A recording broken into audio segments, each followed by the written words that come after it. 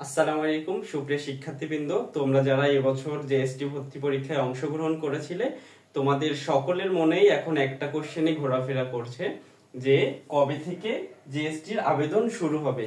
তো চলো আমরা এখন একদম সঠিক এবং ইনফরমেটিভ তথ্যটি জেনে নিই। তো তোমরা ইতিমধ্যে হয়তো জেনেছো মাওলানা ভাসানী বিজ্ঞান ও প্রযুক্তি বিশ্ববিদ্যালয়ের সম্মানিত উপাচার্য মহোদয় একটি বিবৃতি দিয়েছেন। সেখানে কি ছিল? সেখানে উনি বলার চেষ্টা করেছেন যে তাদের মধ্যে একটা মিটিং হয়েছে এবং তারা এই মিটিং থেকে একটা সিদ্ধান্তে উপনীত হয়েছেন যে যে সামনে যেহেতু তোমার কোরবানির ঈদ, সেহেতু প্রত্যেকটা বিশ্ববিদ্যালয় ছুটি হবে। তো আমি তোমাদের একেবারে ডেট টু ডেট একটা ইনফরমেশন দেওয়ার চেষ্টা করি। তো বেশিরভাগ বিশ্ববিদ্যালয়ে দেখা যাবে 31 তারিখ পর্যন্ত তাদের সর্বশেষ ক্লাস নিবে, এরপর থেকে বন্ধ হয়ে যাবে।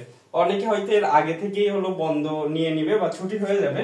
তো সেটা যদি আমরা হিসাব করি তাহলে তুমি একটু চিন্তা করো, মানে এই উইকটা শুরু হবে 25 তারিখ থেকে। তো 25 তারিখ থেকে 31 তারিখ পর্যন্ত কতদিন হয় বলতো? প্রায় 7 দিনের মতো।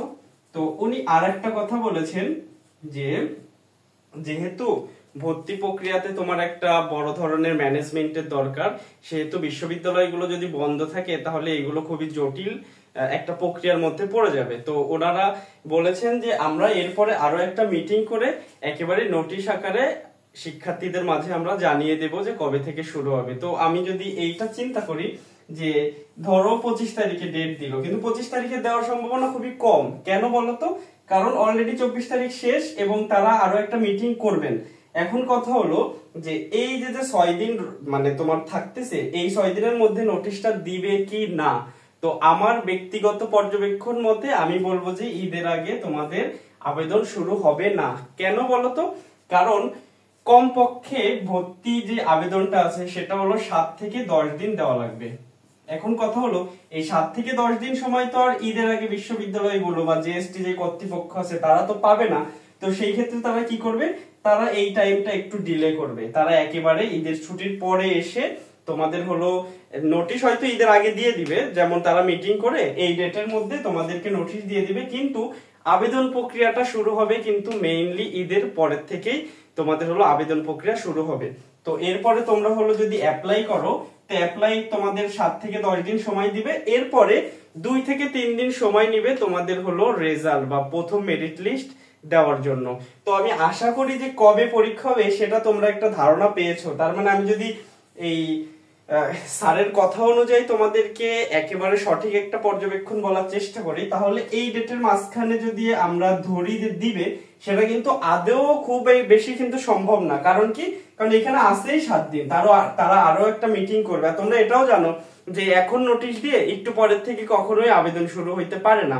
কারণ কি? অন্ততপক্ষে 2-3 দিন আগে বা কিছুদিন আগে কিন্তু নোটিশ দেয় যে অমুক দিন থেকে তোমাদের আবেদন প্রক্রিয়াটা শুরু হবে। অন্ততপক্ষে 2-3 দিন সময় নিয়ে তো দিবে, সেটা কিন্তু ঈদের আগে আর সময় নেই। আর তিনি বলেছেন যেহেতু এটা একটা জটিল প্রক্রিয়া, সেহেতু আমরা চাই যখন বিশ্ববিদ্যালয়গুলো খোলা থাকবে তখন এই প্রক্রিয়াটা চলুক। তার মানে আলটিমেটলি আমরা ধরতে পারি যে 6 বা 7 তারিখে যদি ঈদ হয় আর এরপরে তোমার অনেক জায়গায় 15 তারিখ, হয়তো তার আগে থেকে, কারণ অফিস কিন্তু খুলে যাবে, স্টুডেন্টরা পরে থেকে ক্লাস শুরু করবে, কিন্তু অফিসিয়াল কাজ কিন্তু সরকারি ছুটির পরপরই শুরু হবে। তার মানে আমরা ধরতে পারি যে 11-12 তারিখের দিকে তোমাদের আবেদনটা শুরু হইতে পারে। আর এরপরে 7 থেকে 10 দিন সময় দেওয়ার পরে তোমরা কিন্তু প্রথম মেরিট লিস্টটা পেয়ে যাবে। তো আমি আশা করি যে আসলেই আবেদনটা কবে শুরু হবে এটা নিয়ে অনেকেই ভিডিও বানিয়েছে, আমরাও বানালাম, কিন্তু আমাদের যে ব্যক্তিগত পর্যবেক্ষণ বা আসলেই যেটা হতে পারে আমি কিন্তু তোমাদেরকে সেটা জানিয়ে দিলাম। এখন কথা হলো তোমরা তো মোটামুটি একটা সময় পাচ্ছ, এখন এই সময়টাতে কি করবে?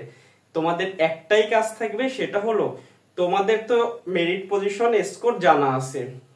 এরপরে তোমরা কি করবে? তোমরা সবাই তোমাদের ব্যক্তিগত যে চয়েস লিস্টটা আছে তোমরা যেভাবে দিতে চাও সেটা খুব সুন্দর মতো সাজিয়ে ফেলো। তাহলে কি হবে? যেদিনই তোমার আবেদন, আমি ধরলাম কালকে থেকে শুরু হোক, আমার কথা হলো তুমি যাতে বিপদের মধ্যে বা তাড়াহুড়া করতে যে ভুল করে না ফেলো, তুমি সময় নিয়ে এখনই তোমার চয়েস লিস্টটা সাজিয়ে ফেলো।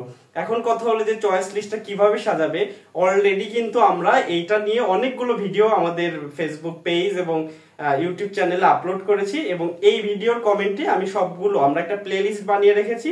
তো সেই প্লে লিস্টের লিঙ্কটাও আমি দিয়ে দিব, তোমাদের যদি কারো সমস্যা হয় তাহলে অবশ্যই তোমরা প্লেলিস্ট দেখে সুন্দর মতো একটা চয়েস লিস্ট সাজাও। এরপরও যদি তোমাদের সমস্যা হয় আমাদের ভাইয়াদের সাথে, আমার সাথে তোমরা ব্যক্তিগতভাবে কন্ট্যাক্ট করো, আমাদের মেসেজ করো, আমরা তোমাদের অবশ্যই চেক করে দিব। আর একটা বিষয় হলো, তোমাদের জিএসটি বা অন্য যে কোনো কিছু নিয়ে যদি কোনো প্রশ্ন থাকে বা আরো নতুন কোনো ভিডিও যদি তোমরা চাও, তাহলে এই ভিডিওর কমেন্ট বক্সে অবশ্যই জানিয়ে দিবে, আমরা চেষ্টা করব সেটার উপর ভিডিও বানানোর।